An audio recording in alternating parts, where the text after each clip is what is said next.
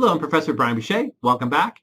In this video, we're finally going to finish the Relic Spotter case by putting together its statement of cash flows using the direct and indirect methods. Let's get started. Last time we looked at the Relic Spotter case, we put all of the cash transactions into operating, investing, and financing buckets.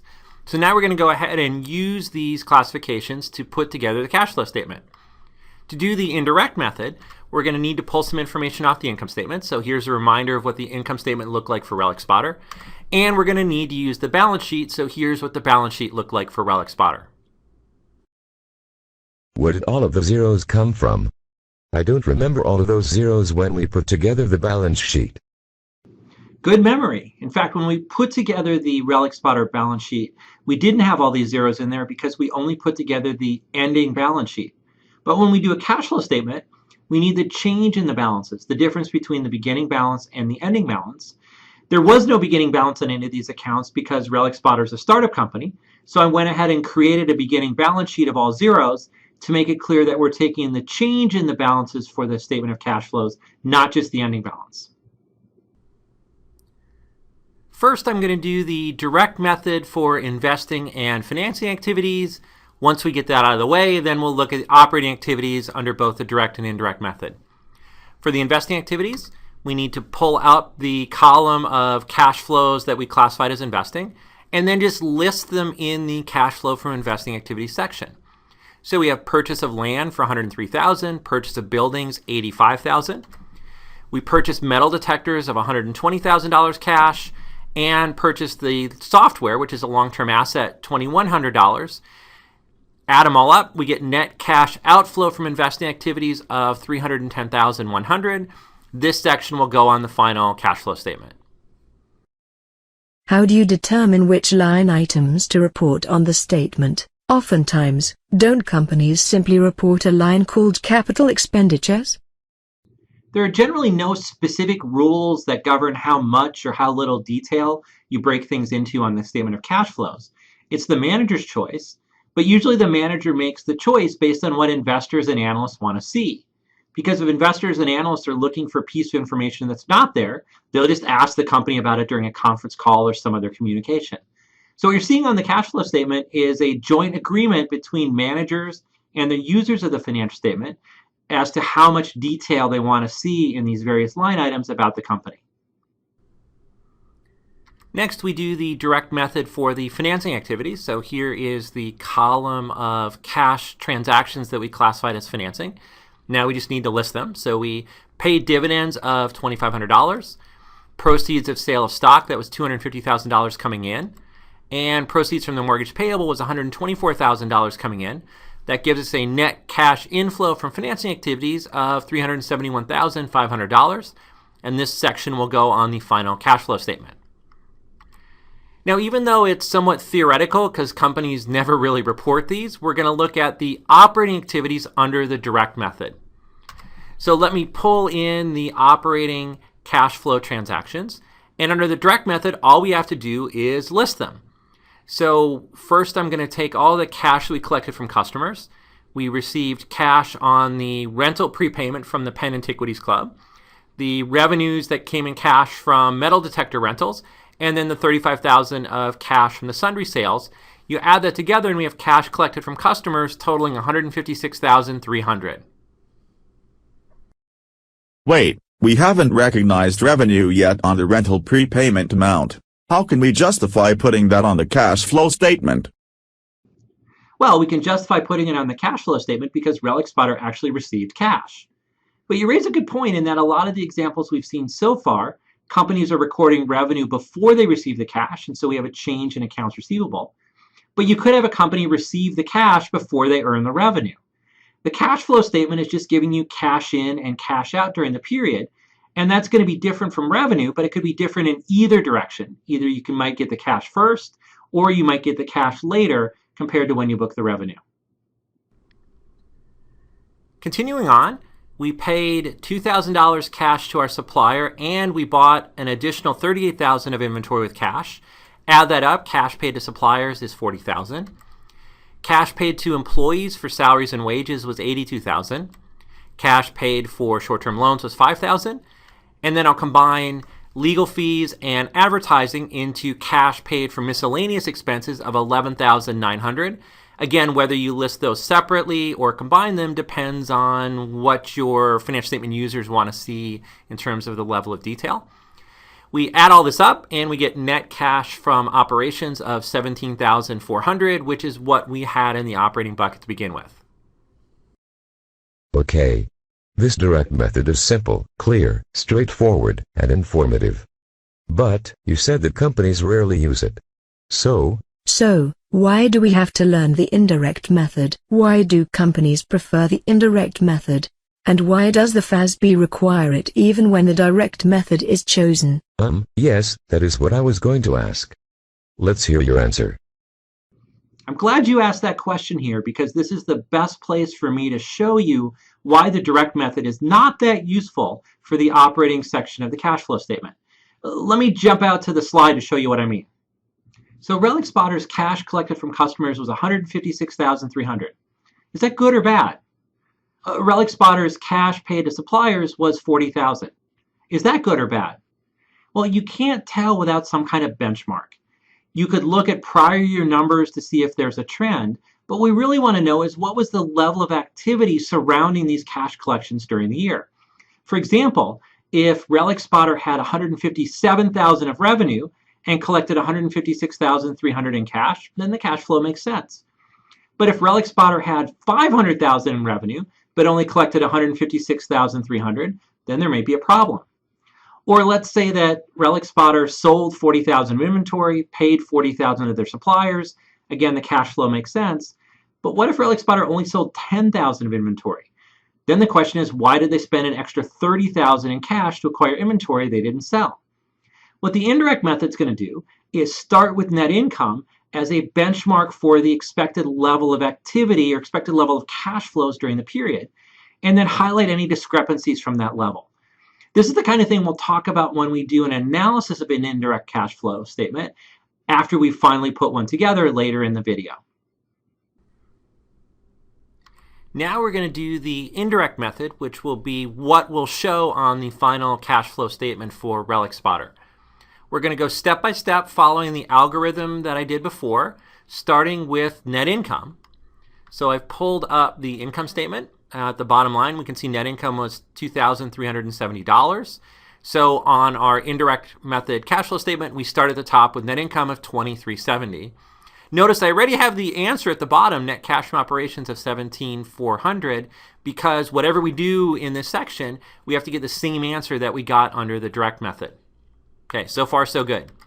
Next step in our algorithm was to adjust for components of net income tied to non-cash items or investing activities. We could ignore investing activities for Relic Spotter because they didn't have any gains or losses on sale of PPE or investments. So it really involves adding back the depreciation and amortization. Here is the income statement again. We had metal detector depreciation of $3,000, software amortization expense of $350, and building depreciation expense of $1,500. I'm going to combine those into one line item called depreciation and amortization of $31,850.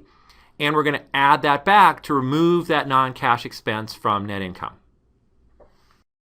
Do we always combine all of the depreciation and amortization into one line? Again, this is a choice by managers about how much or how little detail they want to provide on their statements. One thing I will say here is that generally the only place you can find depreciation and amortization expense in the statements is on the statement of cash flows. Yes, it's part of the income statement, but it's often combined with other items and not broken out separately. But you'll always be able to find it broken out separately in the operating section of the statement of cash flows. The last step in our algorithm is to go through all of the asset and liability accounts related to operating activities, in other words, the working capital accounts, and add or subtract the change in the balance based on the balance sheet equation. So start with accounts receivable. Accounts receivable went from 0 to $4,200, so it went up by $4,200 during the year. That's a non-cash asset going up, which means we need to subtract it on the cash flow statement to stay in balance. Notes receivable went from 0 to $5,000, non-cash asset going up. To stay in balance, we need to subtract that on the cash flow statement. So we subtract change in notes receivable of $5,000. Interest receivable went from 0 to 250. Non-cash asset going up, so we subtract it on the cash flow statement. Inventory went from 0 to 12,000. Non-cash asset going up, so we subtract it on the cash flow statement. Prepaid advertising went from 0 to 4,000. And again, non-cash asset going up, we subtract that on the cash flow statement. I think I understand. Assets are always subtracted when the indirect method is used. No. That's just a function of looking at a startup company, which of course had a balance of 0 in all the assets at the beginning of the year, and so all the assets went up. In a future video, we'll look at examples where companies do add assets to their statement of cash flows because they've had assets go down during the year. If we look at the rest of the asset side of the balance sheet, we have land, buildings, metal detectors, software. We don't do anything with those in the operating section because we've already taken care of those in the investing activities. So we move on to the liability side of the balance sheet. We have accounts payable went from 0 to 2,000. That's an increase in a liability of 2,000. Note we're on the other side of the equal sign with the liability. So liability going up means that we need to add it to the cash flow statement. Interest payable went from 0 to 4,900.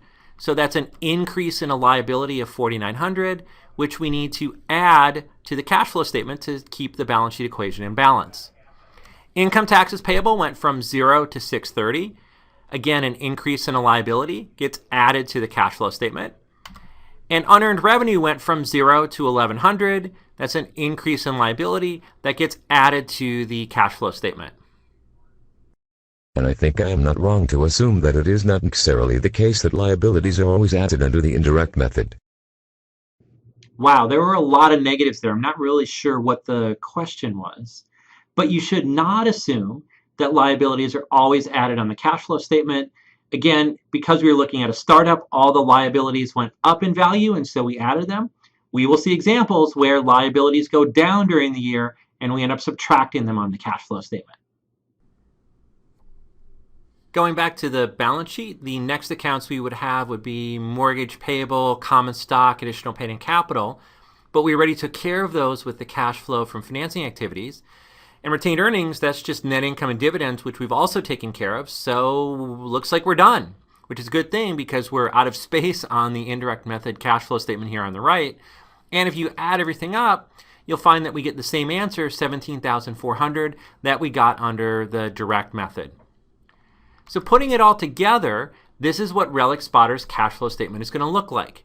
Cash flows from operating activities are going to be under the indirect method. And then we'll have cash flow from investing and financing activity under the direct method. In terms of analysis, what this statement tells us is that this company is still in the early growth stage of its life cycle. We do have positive cash from operations, $17,400, but that's nowhere near enough to cover all the cash outflow for investing activities. So Relic Spotter had to go out and raise a lot of cash through financing activities, both through stock and mortgage payable. So again, just like we did in prior videos, we can look at these three buckets, operating, investing, and financing, to get a sense for where a company is in its growth stage and life cycle. Now I want to focus just on the cash flow from operating activities section so we can talk about what we learned from this indirect method presentation.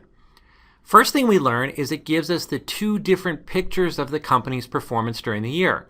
So we see Relic Spotter's net income, which answers the question, did Relic Spotter price their rentals and sales high enough to cover all the costs of running the business and thus post a profit? And we can see they did. They had a profit of $2,370.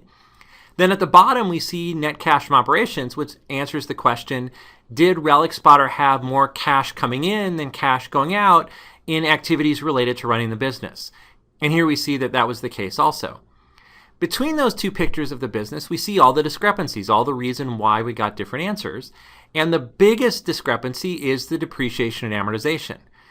And that makes sense because net income includes an expense or a charge for using up these fixed assets, using the buildings and metal detector and softwares.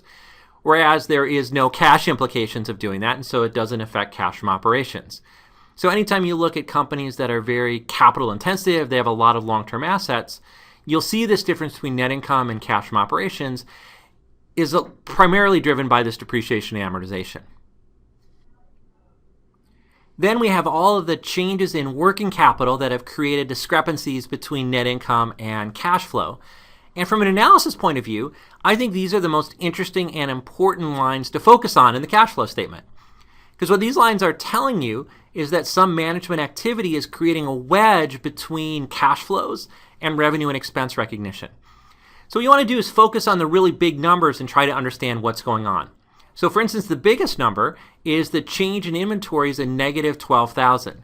What that represents is that Relic Spotter purchased $12,000 more inventory in cash than they needed for their level of sales, which were recognized in net income.